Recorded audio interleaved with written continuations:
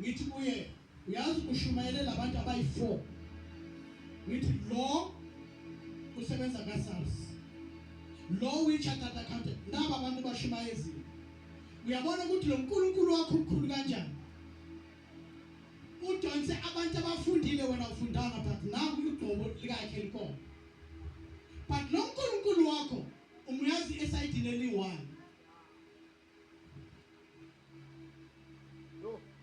kune side likaNkulunkulu olungalazi he's Jehovah Jireh he's Jehovah Nisi he's Jehovah Tselekeni who is more than enough unamagama amanengi mina uyazi ukuthi mawufuna lokho umbiza ngeliphi igama now listen to this ngithi kuye look listen to this ngithi this one usebenza eSARS okay ngithi kuye mawubheka ubani othola imali bengicela angifuni distraction namhlanje I just want to speak uSathane ngifuna ukushaya ngifuna amaphuma la uSathane akwathe lokugcina into ezenza namhlanje I'm going to open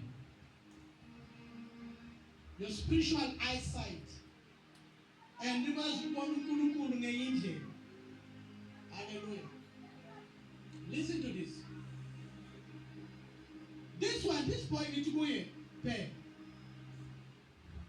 lo usebenza eSARS ngithi kuye akakhona ukudlula wena uthi wahola kakhulu uthi ngibonile nezinto azithengile imoto unemali vele ngithi good but ngithi kuye now why unkosikazi wakhe athengisa amaqanda wena ingemali encane ayikho into yenza yena ufuna extra money phezu kwale mali la nayo ufuna more wena ufuni next unelisekile la wena ukhona yini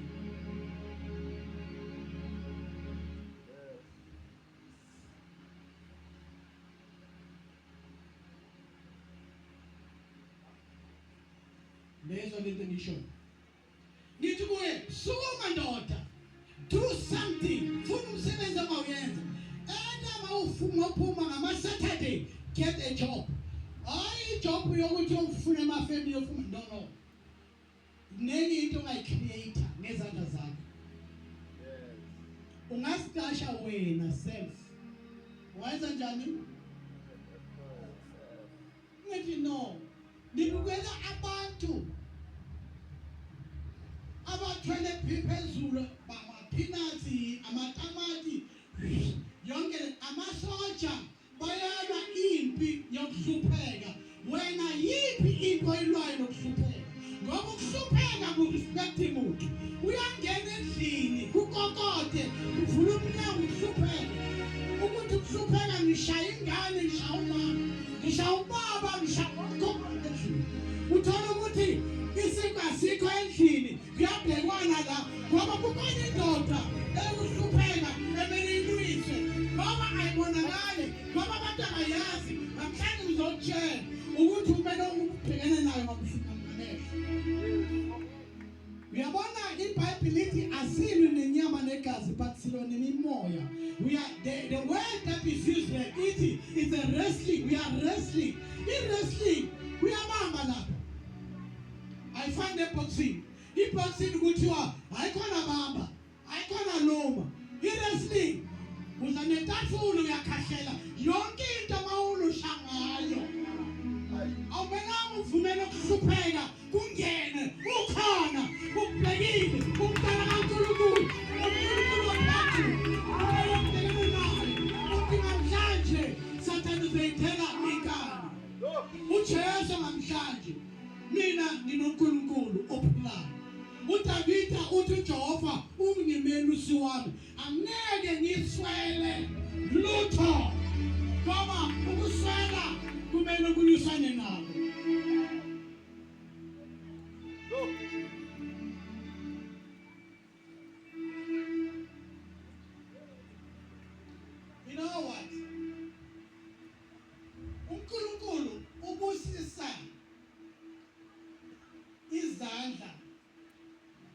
umsebenzi wakho. But now izandla zakho mazinganazo umsebenzi, isibusiso singena kuphi?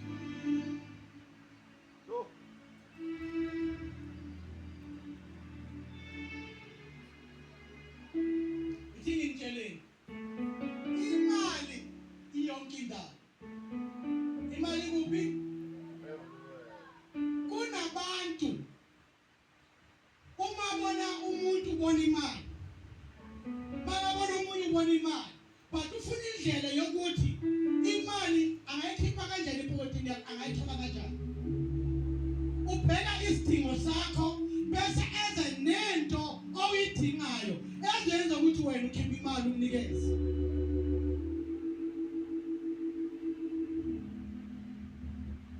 Sisesontweni.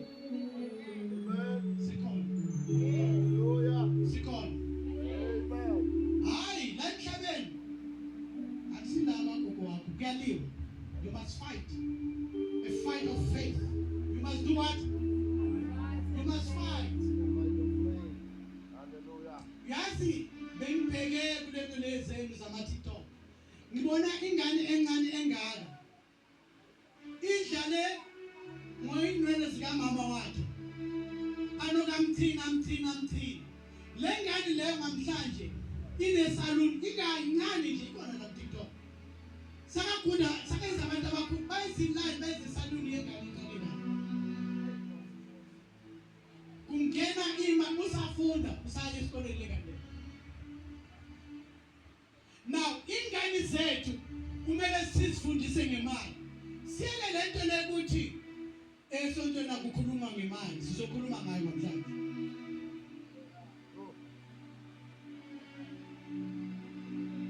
Ngoba uma singakhulumi ngayo, hayi ukuthi imali ayikho.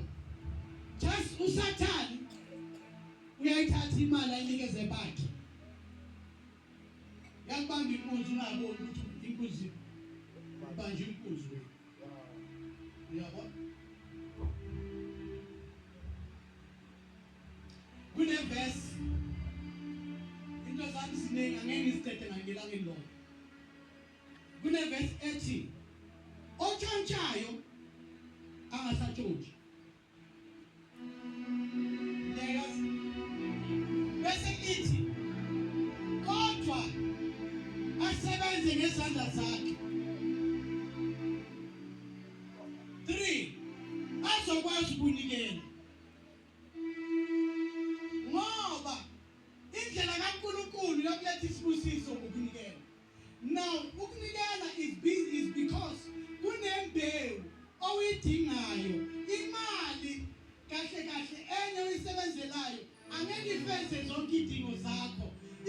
Izoyenza ama-want izinto ozifunayo. But uNkulunkulu yena uthi uzofeza zonke izidingo zakho. God will give you the desire of your heart. God will give you all your needs. But imali angeke ikunikeze konke okudingayo. It's not enough. Noma ungasebenza kanjani kanzima. uNkulunkulu okwazi ukwandisa imali ayimultiply.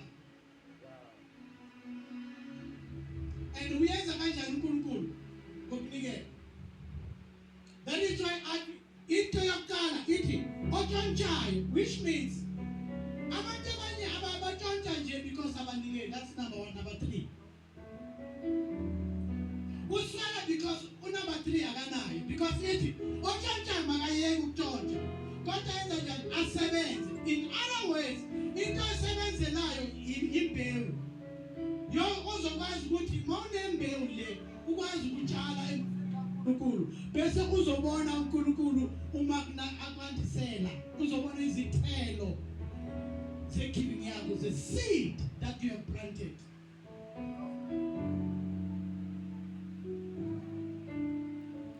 You know, iprinciple kaNkulunkulu kunezinye ibusiso aziphumi ungayizanga nesi. They don't go.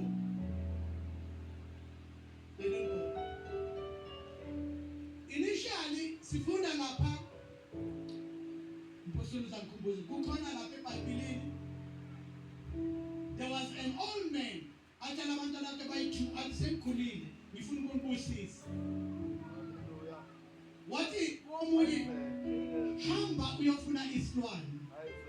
Ufuna ukudedelela isibusiso but kufuneka imbewu.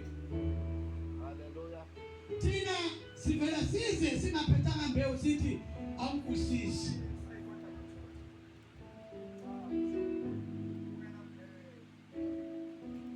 iBhayibheli lithi angisakhumbuli noma uCorinthians uthi umkhuleko wakho nomnikelo wakho ufikile kuNkulunkulu.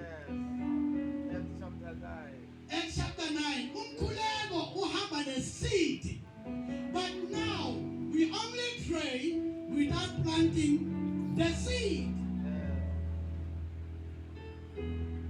Ngoba wahamba waya phezulu kuNkulunkulu,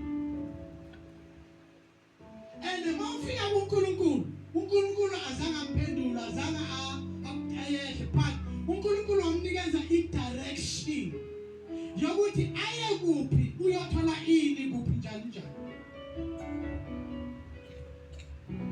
Yeah.